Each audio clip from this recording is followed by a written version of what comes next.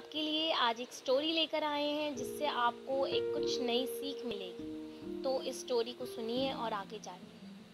आज ही क्यों नहीं, ये आज टॉपिक है, इस पर हम बात करें। एक बार की बात है कि एक शिष्य अपने गुरु का बहुत ज़्यादा आदर सम्मान किया करता था।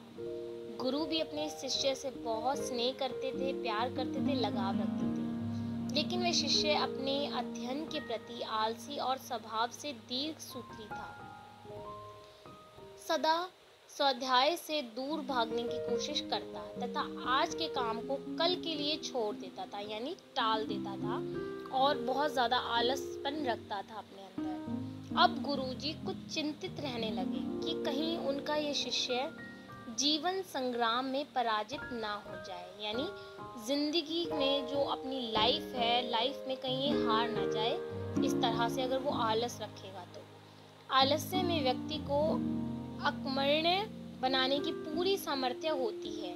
यानी आलस्य, जो आलस है आपके अंदर, उसमें इतनी हिम्मत होती है कि इंसान को वो पूरी तरीके से नकारा बना देगा।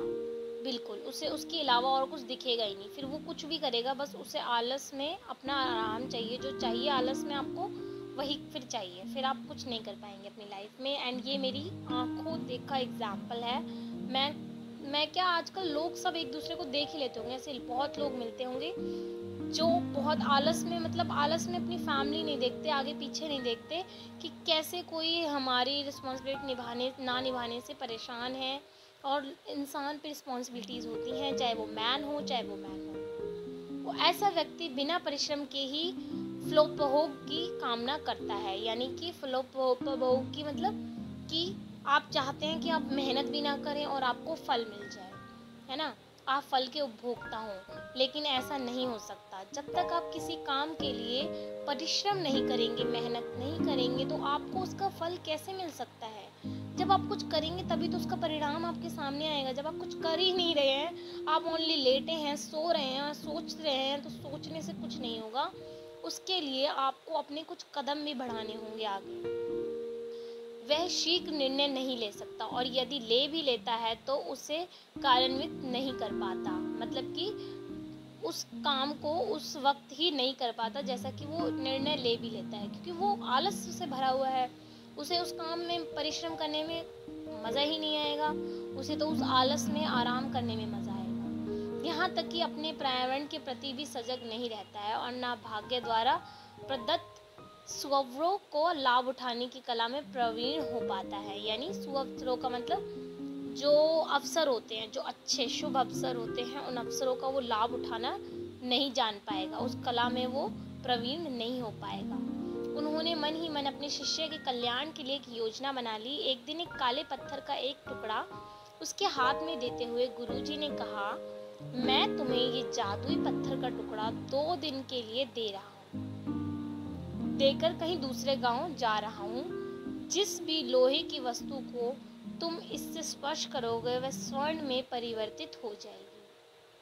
पर याद रहे कि दूसरे दिन सूर्यास्त के पश्चात मैं इसे तुमसे वापस ले लूंगा। शिष्य इस सुअवसर को पाकर बड़ा प्रसन्न हुआ कि भाई अब तो मतलब क्या मजे हो गए। इस पत्थर को मिलने के बाद अब मैं किसी भी लोहे से टच करूंगा तो वो सोना बन जाएगा।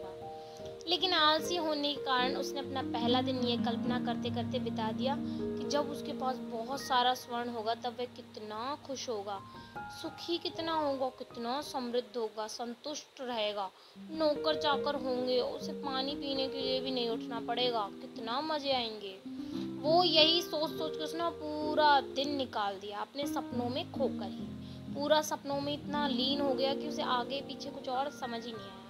फिर दूसरे दिन जब वह प्रातःकाल जागा, उसे अच्छी तरह से स्मरण था कि आज स्वर्ण पाने का दूसरा और अंतिम दिन है। उसने मन में पक्का विचार किया कि आज वह गुरुजी द्वारा दिए गए काले पत्थर का लाभ जरूर उठाएगा। उसने निश्चय किया कि वो बाजार से लोहे के बड़े बड़े सामान खरीद कर लाएगा और उन्हें स्वर्ण में परिवर्तित कर देगा। दिन बीतता गया पर वैसी सोच में बैठा रहा कि अभी तो बहुत समय है, कभी भी बाजार जाकर सामान ले आऊँगा, थोड़ी देर में रुक कर चला जाऊँगा, कोई नहीं। उसने सोचा कि अब तो दोपहर का भोजन करने के बाद ही सामान लेने निकलूँगा। पर भोजन करने के बाद उसे विश्राम करने की आदत पड़ी हुई थी और उसने बजाय उठ के मेहनत करने के थोड़ी देर आराम करना उचित समझा। पर आलस्य से परिपूर्ण उसका शरीर नींद की गहराइयों में खो गया और जब वो उठा तो सूर्यास्त होने को था। अब वह जल्दी जल्दी बाजार की तरफ भागने लगा, पर रास्ते में ही उसे गुरुजी मिल गए। उनको देखते ही वह उनके चरण पर गिर गया। उस जादुई पत्थर को एक दिन और अपने पास रखने की याचना करने लगा, लेकिन गुरुजी नहीं माने और उस शिष्य जो स्टूडेंट था उनका धनी होने का सपना चूर चूर हो गया। पर इस घटना की वजह से शिष्य को एक बहुत बड़ी सीख मिल गई। उसे अपने आलस्य पर पछतावा होने लगा। वह समझ गया कि आलस उसके जीवन के लिए एक अभिशाप है और उसने प्रण किया कि अब वो कभी भी काम से जी नहीं चुराएगा और एक कर्मठ, सजग और सक्रिय व्यक्ति बनकर दिखाएगा। तो फ्रेंड्स, जीवन में हर किसी को एक से बढ़कर एक चांसेस मिलते हैं। इसी तरह ये तो एक स्टोरी थी, पर वाकई लाइफ में आप इसे देखेंगे तो आपको भी ऐसे बहुत से मौके मिलते हैं जिसमें आप उन मौक़ों से अपने लिए स्वर्ण जैसी चीज़ें तैयार कर सकते हैं। पर कई लोग इन्हें बस अपने आलस के कारण गवा देते हैं। इसलिए मैं यही कहना चाहती हूँ कि यदि आप सफल, सुखी और भाग्यशाली, धनी अथवा महान बनना चाहते हैं तो आलस और दीर्घ सूत्रता को त्याग कर अपने अंदर विवेक, कष्ट साध्य, श्रम और सतत जागरूकता जैसे गुणों को विकसित कीजिए। यानी अपने अंदर विकास कीजिए और अपने आप को चुस्त पुस्त, तंदुरुस्त और अच्छा इंसान बनाने की ओर आगे चलिए। और जब कभी आपके मन में किसी आवश्यक काम को टालने का विचार आए तो स्वयं से एक ही प्रश्न कीजिए, आज ही क्यों नहीं, कल क्यों, आज ही क्यों नहीं, अभी करूँगा मैं इस काम को, या अभी करूँगी, अभी करना है मुझे। इसलिए उस कोई भी काम को आप करने में लेट ना हो।